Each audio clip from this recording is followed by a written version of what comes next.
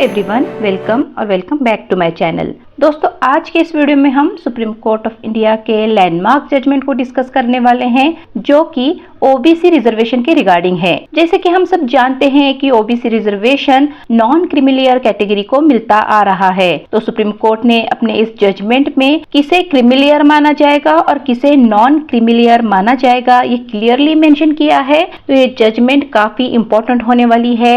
Video में अंत तक बने रहिएगा। बढ़ते हैं आज की इस वीडियो की ओर। दोस्तों, जजमेंट की ओर आगे बढ़ने से पहले हम जानेंगे क्रीमिलियर और नॉन क्रीमिलियर में क्या अंतर होता है, ये कॉन्सेप्ट आखिर आया कहां से। तो दोस्तों, अगर आपकी फैमिली की इनकम 8 लाख से कम है तो आप नॉन क्रीमिलियर की कैटेगरी में आएंगे, और अगर ये इनकम 8 लाख रुपए से ऊपर है तो आप क्रीमिलियर की कैटेगरी में आएंगे। तो इस तरह से जो नॉन क्रीमिलियर है उनको ही ओबीसी रिजर्वेशन का लाभ मिल सकता है।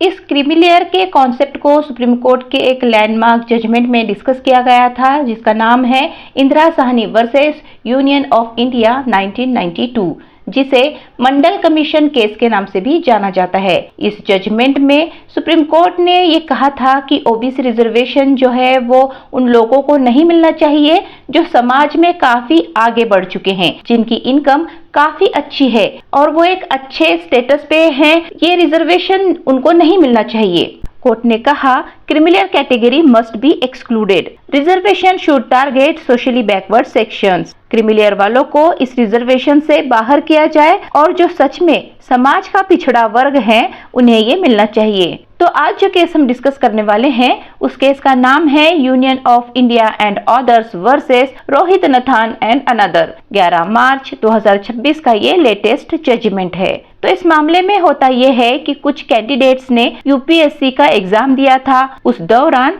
कुछ कैंडिडेट्स का ये कहना था कि वे ओबीसी की नॉन क्रीमिलियर कैटेगरी से हैं, तो उन्हें ओबीसी रिजर्वेशन दिया जाए। लेकिन यूपीएससी ने उन्हें मना किया, क्योंकि उनका मानना था कि वो कैंडिडेट्स जो हैं वो क्रीमिलियर कैटेगरी से बिलोंग करते हैं, क्योंकि उनके पेरेंट्स जो है वो बैंक में सर्विस करते हैं। कोई पेरेंट्स जो है वो पीएसयूज में है, यूनिवर्सिटीज में है, जिनकी एनुअल इनकम 8 लाख से ज्यादा की है, जिसकी वजह से उनका कहना था कि क्रीमिलियर कैटेगरी में वो नहीं आते हैं, जिस वजह से ये रिजर्वेशन उनको नहीं मिल सकता था। जिसके बाद ये जो कैंडिडेट्स हैं वो चले जाते हैं सेंट्रल एडमिनिस्ट्रेटिव ट्रिब्यूनल के पास, और उसके बाद ये मामला पहुंच जाता है हाई कोर्ट के सामने, जिसके बाद हाई कोर्ट ने कैंडिडेट्स के फेवर में फैसला सुनाया था। फैसले को चैलेंज किया जाता है सुप्रीम कोर्ट ऑफ इंडिया के पास। अब जो कैंडिडेट्स थे उन्होंने ये आर्ग्यू किया कि सरकार का अप्रोच गलत है, वो Indira Sahni versus union of India के जजमेंट को फॉलो नहीं कर रही है, क्योंकि उस जजमेंट में सुप्रीम कोर्ट ने ये क्लियर किया था कि सिर्फ पेरेंट्स की इनकम को देखना ही काफी नहीं होगा। आपको ये भी देखना होगा कि क्या उनको समाज में परेशान किया गया है, डिस्क्रिमिनेशन किया गया है, समाज में उनको आगे बढ़ने नहीं दिया गया, पढ़ने लिखने का मौका नहीं दिया गया, ये भी आपको देखना होगा। तो कैंडिडेट्स का कहना था कि गवर्नमेंट जो है वो इंदिरा साहनी के जजमेंट को फॉलो नहीं कर रही है। सुप्रीम कोर्ट ने सभी फैक्ट्स और सर्कमस्टेंसेस को ऑब्जर्व किया, जिसके बाद जस्टिस महादेवन का ये कहना था कि सिर्फ और सिर्फ इनकम के बेसिस पे कैंडिडेट्स को क्रीमिलियर और नॉन क्रीमिलियर में नहीं जांचा जा सकता। आपको इनकम के अलावा उनका स्टेटस भी देखना होगा, क्या उनके साथ कोई अन्याय हुआ था या नहीं।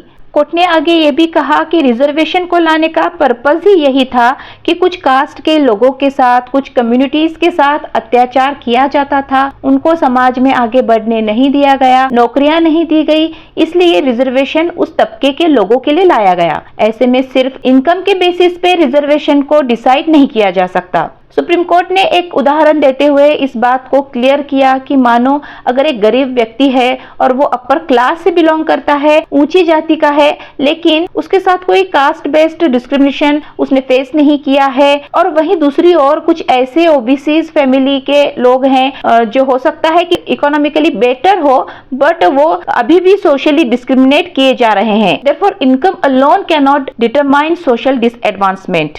कोर्ट ने आगे ये भी कहा कि जो हाई रैंकिंग मिलिट्री ऑफिसर्स हैं, आईएएस, आईपीएस, कॉन्स्टिट्यूशनल फंक्शनरीज, जैसे कि हाई कोर्ट, सुप्रीम कोर्ट के जजेस, प्रेसिडेंट, गवर्नर या फिर हाई लेवल प्रोफेशनल जो हैं, इनके बच्चों को रिजर्वेशन नहीं मिलना चाहिए, क्योंकि वो सोशली इकोनॉमिकली ऊपर उठ चुके हैं।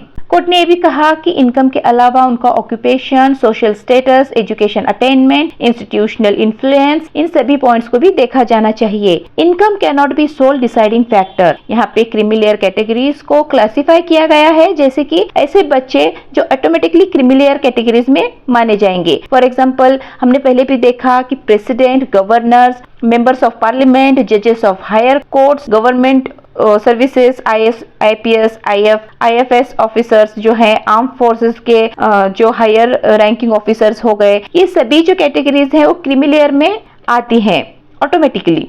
इस तरह से सुप्रीम कोर्ट यूपीएससी कैंडिडेट्स की बात से सहमत हुई और गवर्नमेंट से कहा कि आपने रॉन्ग ट्रीटमेंट किया है कैंडिडेट्स के साथ, दे डिजर्व ओबीसी रिजर्वेशन, और आगे आदेश भी दिया कि रिजर्वेशन के क्राइटेरिया को ठीक से अप्लाई करते हुए उन्हें सीट दे दी जाए। इस तरह से सुप्रीम कोर्ट ने यूपीएससी के कैंडिडेट्स के फेवर में ये फैसला सुनाया है ओबीसी के रिजर्वेशन को लेकर, जिसमें नॉन क्रीमीलेयर कैटेगरीज के कैंडिडेट्स को सीट दे दी गई है। तो ये था सुप्रीम कोर्ट ऑफ इंडिया का लैंडमार्क जजमेंट की लिंक आपको डिस्क्रिप्शन में प्रोवाइड की जा रही है, जरूर चेकआउट कीजिए। हम मिलते हैं ऐसे नॉलेजेबल और इन्फॉर्मेटिव वीडियोस के साथ, तब तक के लिए stay healthy, stay happy, bye bye.